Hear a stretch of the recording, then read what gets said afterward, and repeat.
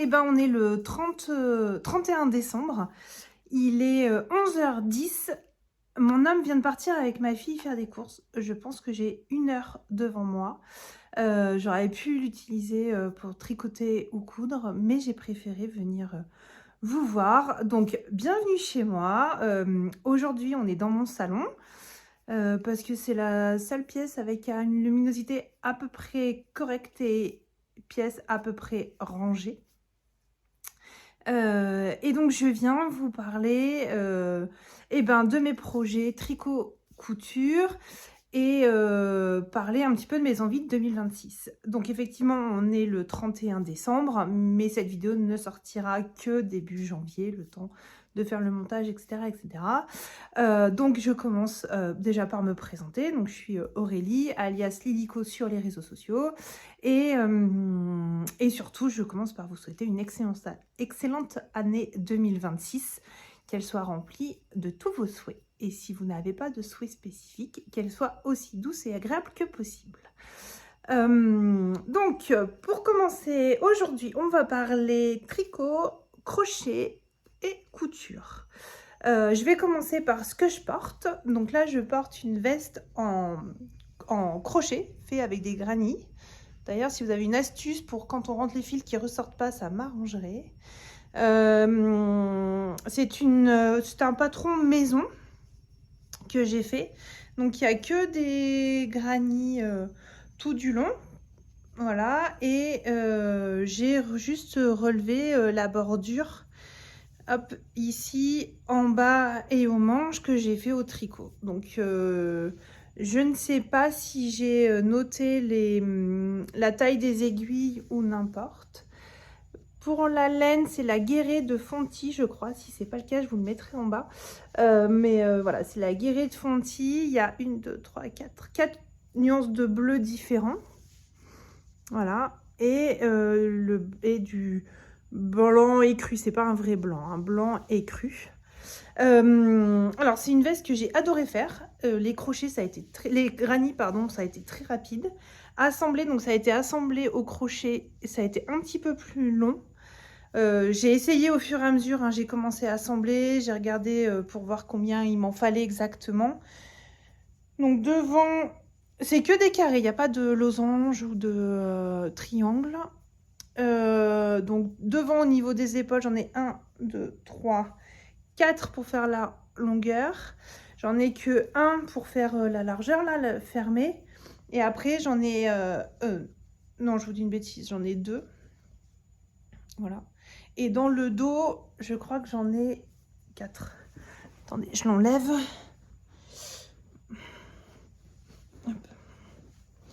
Je me suis fortement inspirée d'un patron gratuit,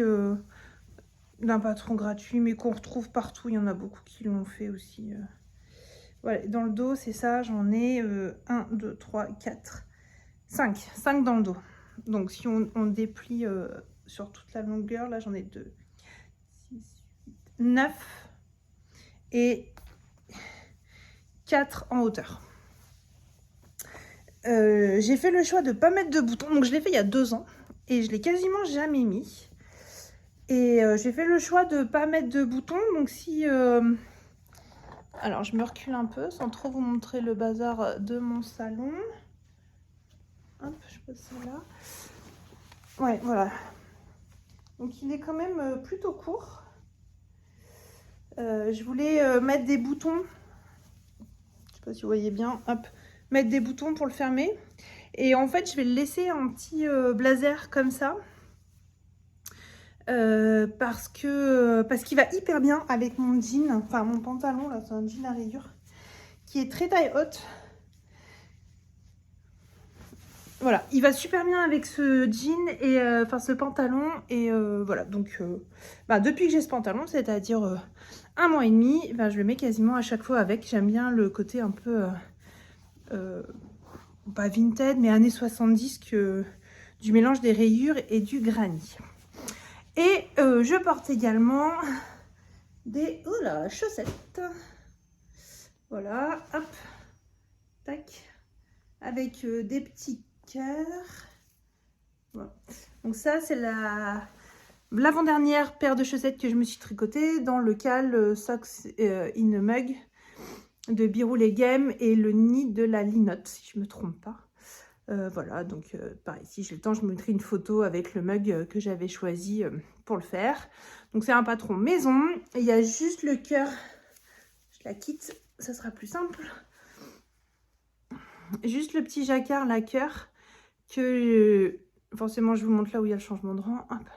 Voilà, qui vient d'un patron, le fameux patron Love, je sais plus quoi, avec tous les cœurs là que tout le monde fait de... vous savez qui. Voilà, je ne me souviens plus qui c'est. J'avais pas prévu de vous en parler, mais ce matin j'avais froid au pied et j'ai mis celle-là, je me suis dit c'est parfait. Donc voilà pour ce que je porte. Alors, on va commencer par les objets finis. Donc comme on vous avait dit avec Sandrine, ça fait un moment qu'on n'avait pas tourné chacune de façon indépendante. Elle a déjà sorti son podcast solo, il y a une semaine je crois. Donc je vais pas reprendre tout ce que j'ai fait depuis 2 ans. Je fais pas de bilan non plus 2025. La seule chose en termes de bilan que je peux dire, c'est que j'ai un stock assez impressionnant. Enfin, assez impressionnant. Bon, j'ai un stock voilà, de laine que je vais diminuer. Donc j'étais partie sur le challenge 2025 grammes, mais que j'ai adapté à ma sauce. Et en fait, l'idée, c'est de me dire... mon année 0 c'est 2025, et ben il faut que je tricote plus que je n'achète. Voilà, que je sois dans le négatif. Bon, bah, juste le petit point bilan rapide aujourd'hui, c'est un échec. Voilà, les choses soient claires.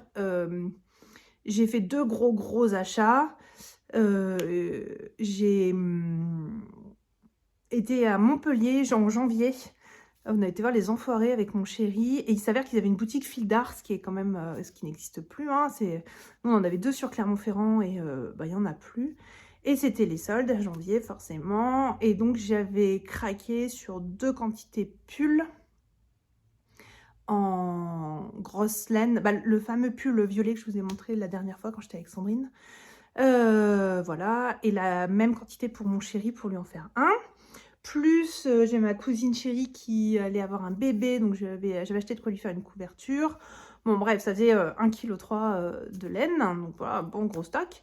Et ensuite, j'ai eu 2-3 petites pelotes par-ci par-là, mais qui ont été consommées rapidement. Et ensuite, on a été en Norvège, donc en novembre. Et là, c'est pareil, je me suis acheté de quoi faire 2 quantités pulls. Donc voilà, à peu près 1000 mètres, enfin, donc pas 1000 mètres, 1000 grammes. Oui, enfin bon bref, vous voyez ce que je veux dire. Donc ça fait quand même 2 gros achats dans l'année. Et mon chéri m'a offert pour mon anniversaire le calendrier de l'Avent de Lolita fait cette année. Et là c'est pareil, bah voilà, calendrier laineux, ne pas avoir de laine, ça serait un peu dommage. Donc ça a gonflé mon stock. Tout ça pour dire que je commence 2026 avec plus 750 grammes. Voilà, donc l'équivalent d'un pull. Voilà. Eh ben, va falloir carburer en 2026. Bon, mais j'ai quand même travaillé sur le mois de décembre, sur des projets que je vais vous montrer. Donc, il y avait le premier qu'on vous a présenté avec Sandrine. Donc, c'était la veste Coco. Hop là, voilà. La veste Coco, donc qui est une veste sans manches. Tac. Donc, c'est un patron gratuit. Elle existe avec en version veste, avec les boutons ou pull. C'est un modèle qui est très simple à faire, très rapide, donc il se tricote en 5. Moi, je l'ai fait donc en laine. Alors, la lumière est vraiment pas pour top, mais bon. La laine la plus claire, on va dire celle-ci, c'est la base Avalon de Les Cheveux Solidaires que j'avais eu l'année dernière dans la box de Noël. C'est cachemire soie, je crois. Non, j'ai pas le tag là. Enfin, c'est super doux. Et j'avais 3 écheveaux. Donc, ça faisait, je crois que c'est des écheveaux à peu près de 150 mètres. Donc, voilà. Je pensais ne pas en avoir assez.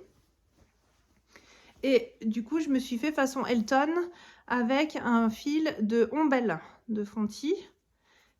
Voilà. À la base, je voulais faire un châle avec ce mélange-là. Puis, ça allait pas, etc. Donc, je suis partie là-dessus. Et je vous avoue que je suis ravie du résultat. Donc, l'objet fini, la veste finie tombe hyper bien. Je vais vous la mettre après. Voilà, j'adore. Par contre, pour les explications, ce que je vous avais dit la dernière fois, c'est un peu chaotique, ou alors on avait bu un peu trop de vin rouge avec Sandrine, mais voilà, si on suivait les explications, ça allait pas. Donc, pour les gens qui savent lire le tricot, qui comprennent la construction, sans parler d'être expert, hein, mais c'est un super patron. Après, pour les débutants, voilà, faut bien réfléchir. Quand elle dit faire les diminutions, bien réfléchir où est-ce qu'on les fait, parce que de mémoire, ça me faisait faire des diminutions au niveau de la patte de boutonnage, donc ça allait pas. Voilà. Donc voilà, rien de particulier sur ce modèle, facile à faire en 5. J'ai fait des cotes 6-6, des rayures 6-6 et des cotes 1-1 pour le reste. Donc j'ai fait les cotes plus larges en bas que préconisé, et pareil sur le niveau de la patte de boutonnage, j'ai fait le même nombre de répétitions qu'en bas. Et je me dis, après coup, j'aurais dû faire la même chose un petit peu plus large ici et au niveau de l'encolure. Mais voilà. Donc moi, je pensais utiliser la totalité de mes 3 écheveaux pour faire ce gilet. Ben, ça n'a pas été le cas, hein. Donc, je crois que j'en ai utilisé... j'ai utilisé le premier, donc 100 grammes, 180 grammes de Avalon. Et bah, je me suis dit, bah, je vais me faire un bonnet avec. Donc, il me restait 120 grammes. Voilà, bon, je ne suis pas très douée en estimation de laine et tout.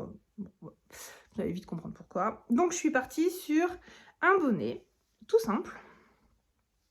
Donc, il n'est pas bloqué, mais il n'y a pas besoin de... Enfin, moi, je trouve qu'il n'y a pas besoin de le bloquer. C'est un modèle gratuit de Rory Locatelli qui s'appelle Twisted Affair. Donc, c'est un bonnet avec des torsades. Ça faisait longtemps que j'en avais pas fait.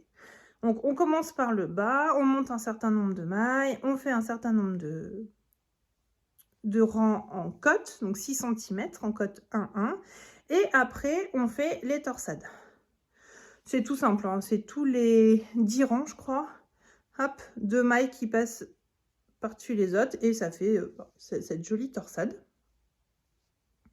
Donc, j'ai vraiment suivi les explications. Au début, comme d'habitude, hein, je me suis dit non, ça va pas, ça va être trop grand, etc., etc. Et puis, je me dis, attends, à chaque fois que tu bidouilles, ça va pas. Donc là, je me tasse un peu. Donc là, j'ai bien suivi les explications. Et écoutez, il est parfait. Voilà, j'adore. Il est assez resserré pour pas glisser. Il tient bien, voilà, il couvre bien les oreilles. Hein. Mon lobe d'oreille est là, donc il tient bien les oreilles. Il épouse bien la forme de ma tête.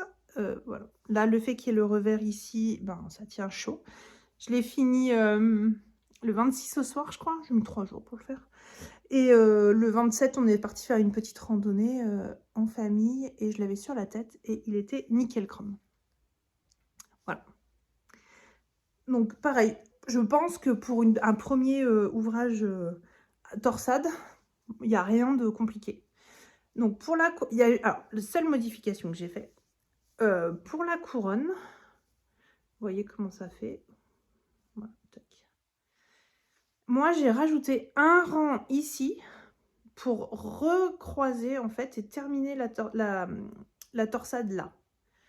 Sinon, ça faisait vraiment toute cette grande partie en cote 1-1.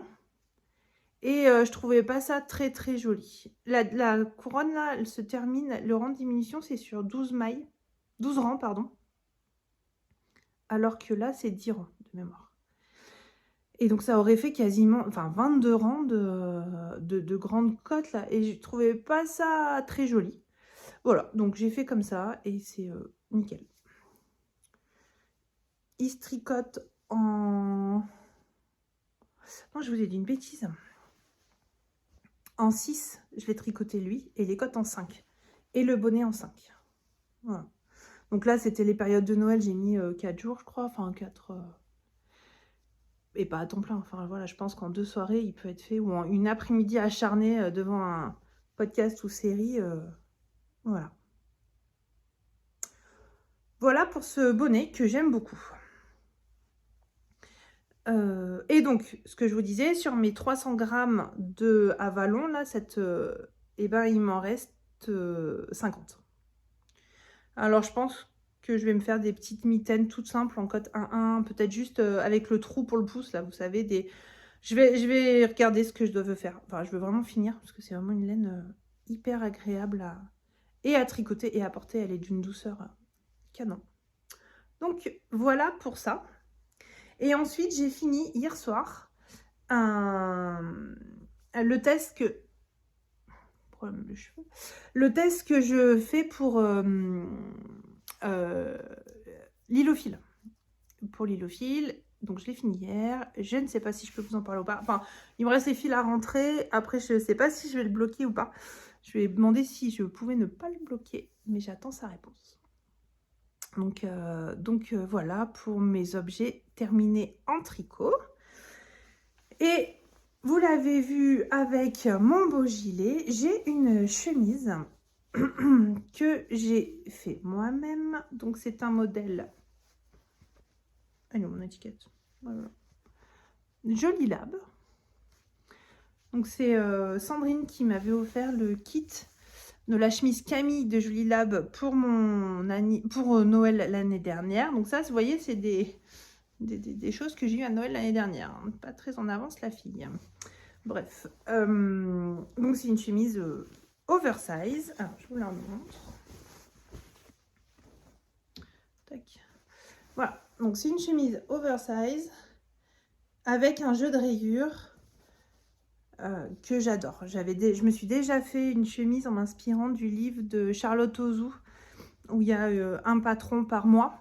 Il y a une chemise à l'intérieur et je l'ai fait dans les tons bleus, pareil. Mais là, j'avais fait un jeu de rayures et carreaux. Et là, c'est que des rayures, mais de tailles différentes, comme vous pouvez le voir. Alors, j'ai eu quelques déboires pour le faire. C'est une chemise qui est hyper bien construite, qui est à définition superbe.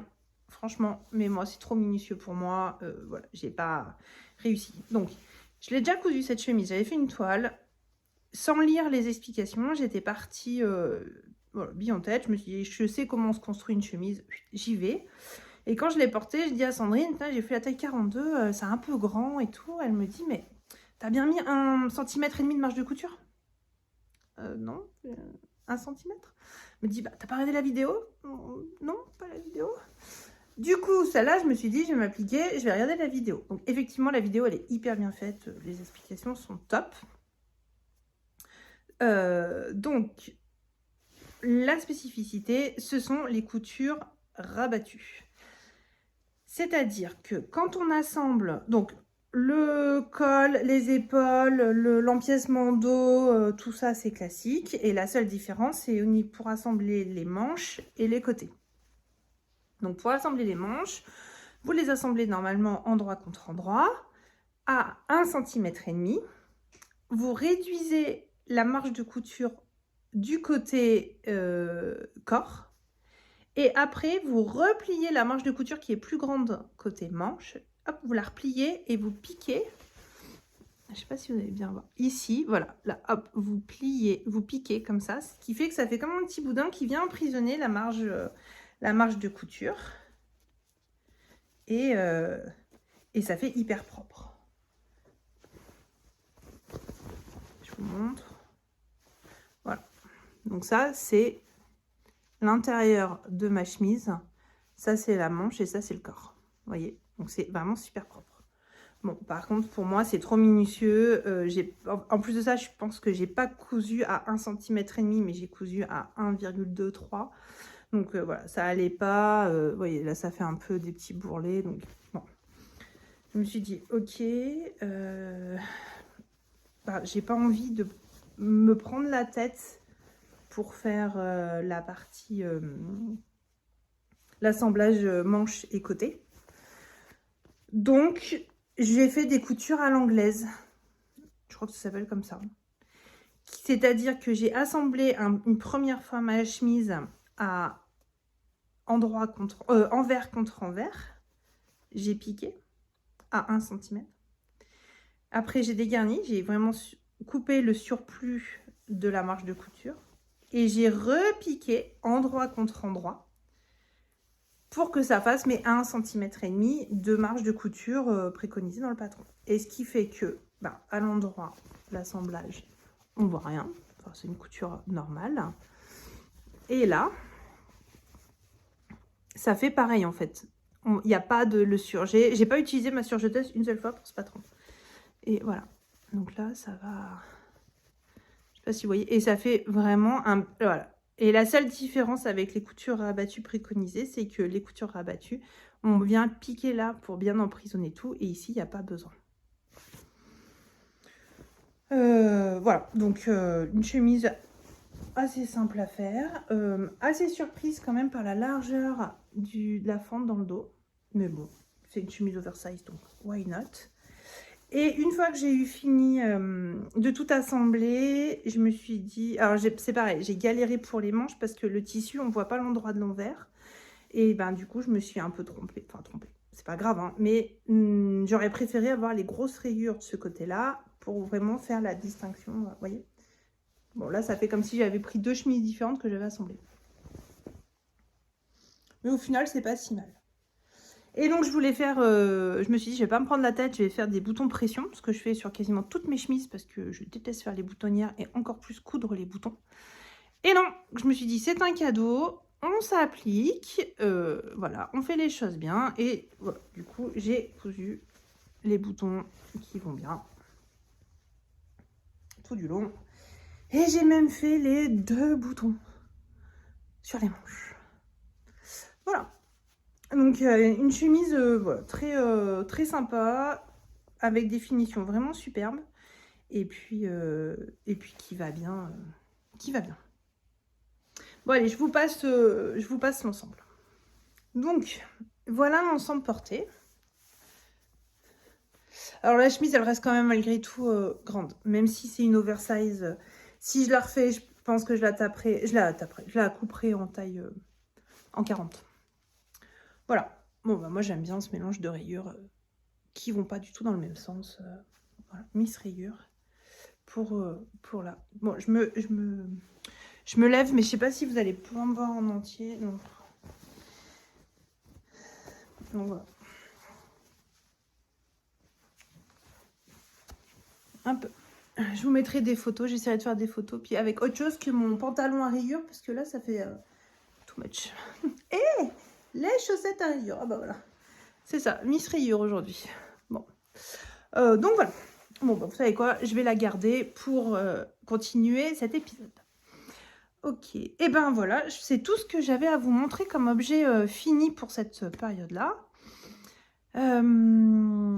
Ensuite, et ben si on passe aux encours, ça va être vite vu, j'en ai pas. Première fois que ça m'arrive, j'ai 0 encours.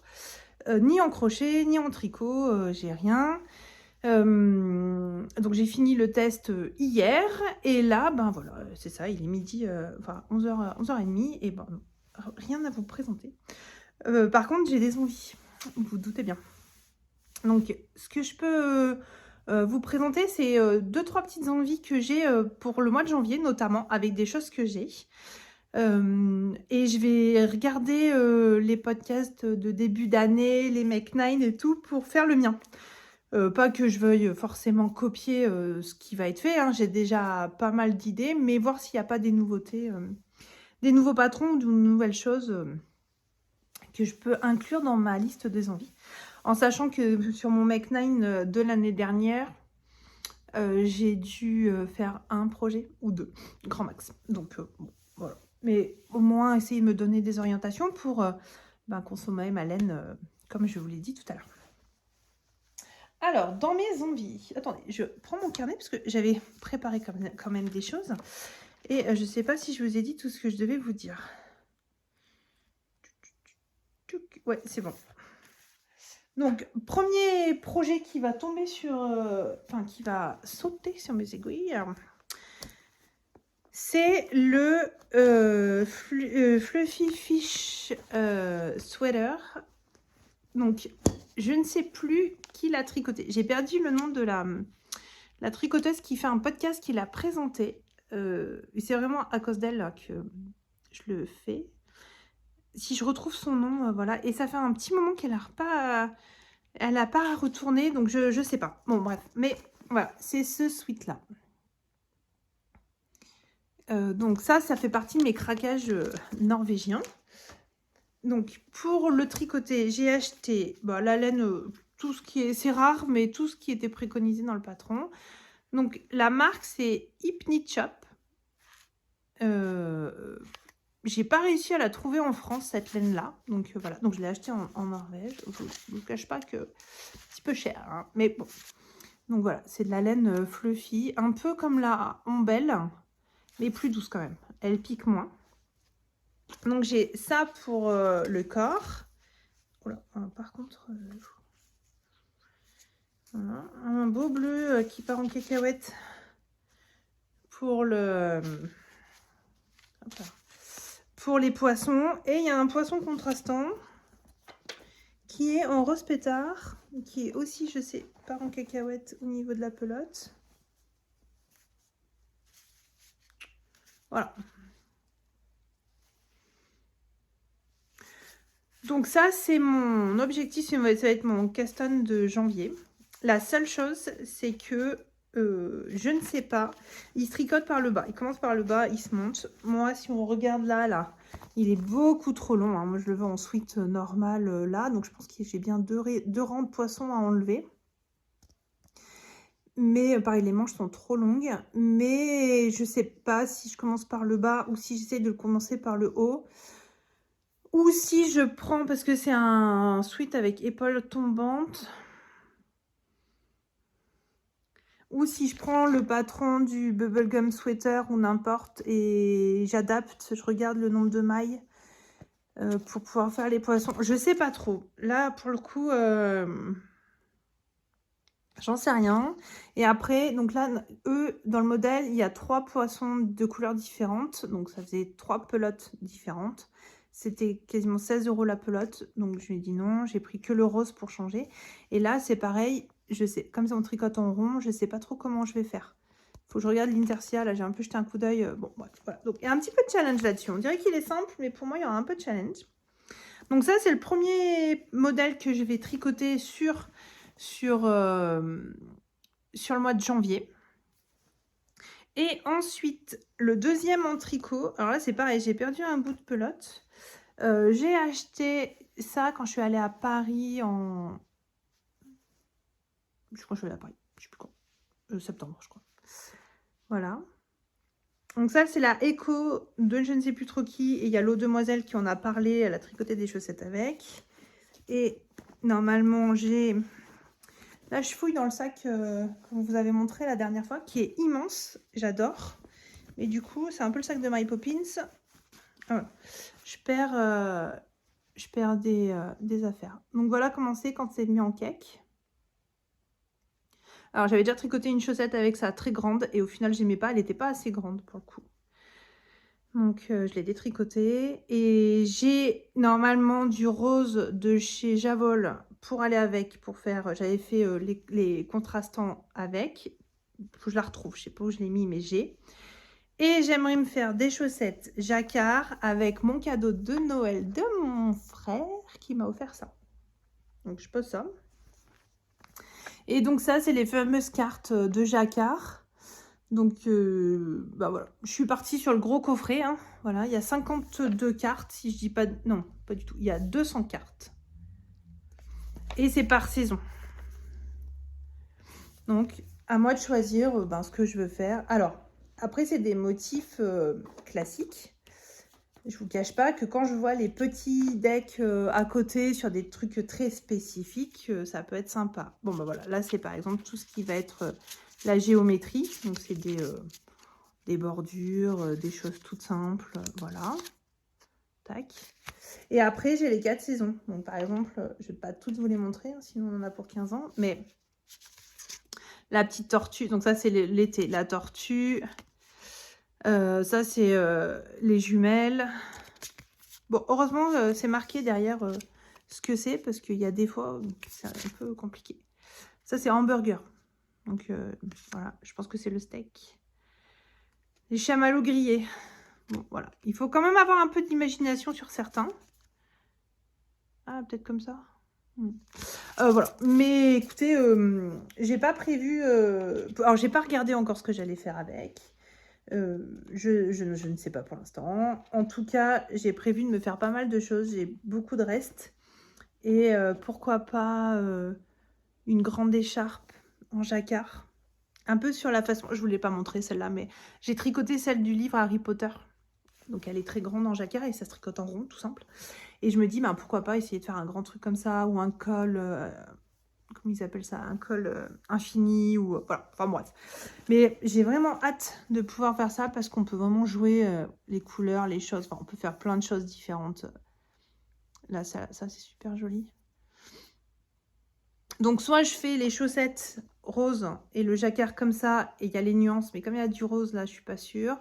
Soit je commence avec le vert foncé en haut. Dans mon idée, c'était vert foncé en haut, faire des cottes façon chaussettes de tennis vintage en rose. Et après, faire du jacquard parce que le rose de l'écheveau, il est vraiment que juste à la fin, en fait, à la pointe. Et faire du jacquard que sur la tige. Voilà. À réfléchir, à réfléchir. Mais ma priorité, c'est ma laine, c'est ça. C'est mon sweat poisson. Et ensuite, j'ai envie de faire du crochet cette année plus. J'ai découvert, enfin je connaissais deux noms, mais je me suis pas trop penchée sur son univers. Anna B, je crois. J'ai failli craquer pour sa box mensuelle, mais non. Il y a tout qui tombe. Il y a tout qui tombe. Attendez, bah, je vous remets parce que du coup, il y a tout qui s'est à Margolène. Ok, c'est bon.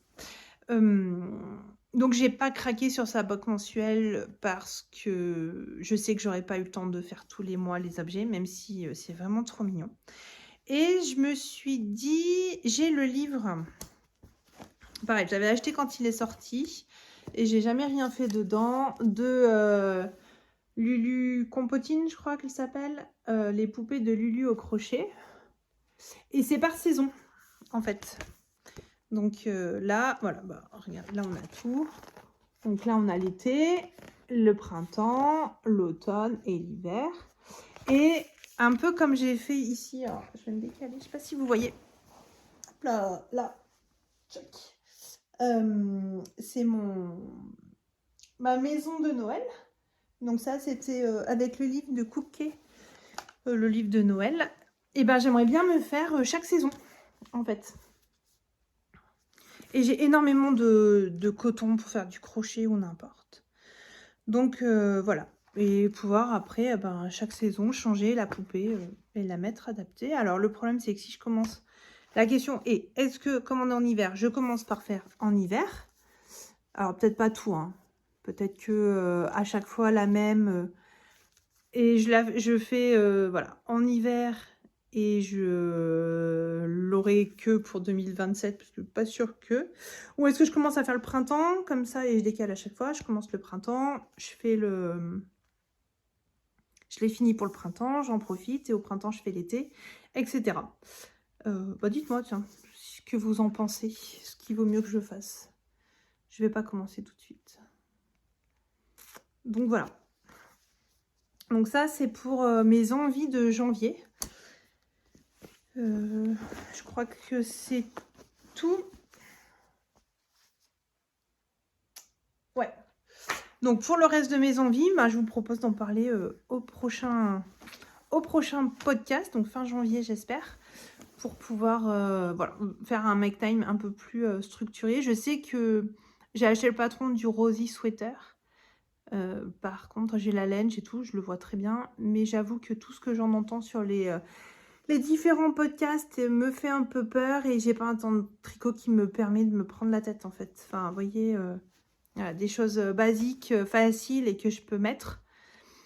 Donc, je sais pas, j'hésite. En fait, j'ai de la laine blanche et le rose fluo de Yarn by Simone pour le jacquard. Donc, j'hésite entre ça ou le Alpine Sweater. Voilà. Dites-moi ce que vous en pensez. De toute façon, on en reparlera au mois de janvier. Je pense pas que j'aurai commencé d'ici là. Voilà, et ben écoutez, je pense que je vous ai tout dit pour ce petit épisode. Donc j'aurais préféré le tourner plutôt pour qu'il soit publié en fin d'année et puis faire un vrai podcast de début d'année en début d'année. Mais voilà, c'est comme ça. Donc vous l'aurez, je sais pas, bon avant les vacances, avant la fin des vacances, je pense. Moi, je rattaque le lundi 5. Donc voilà, faire tranquillement le montage et vous publier tout ça. Et ben merci de m'avoir regardé. J'ai pris beaucoup de plaisir à discuter et à vous montrer mes petites créations. À me challenger aussi parce que maintenant que je vous ai dit ce que je voulais faire sur janvier, ben il n'y a plus qu'à, il faut s'y mettre. Et ben écoutez, je vous embrasse, je vous souhaite à nouveau une excellente année 2026 et puis ben je vous dis à bientôt.